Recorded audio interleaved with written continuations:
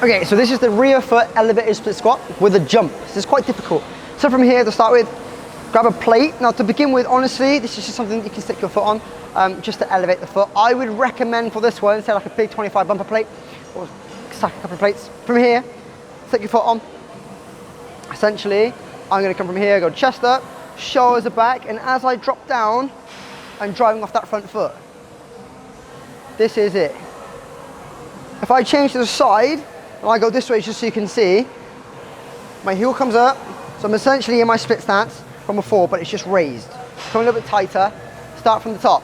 Chest, shoulders, tighten my core, back knee's gonna come down, I'm gonna drive off the front. From here, see how my knee doesn't protrude over my toes? That's really important. So from here, once I come down, drive off the front.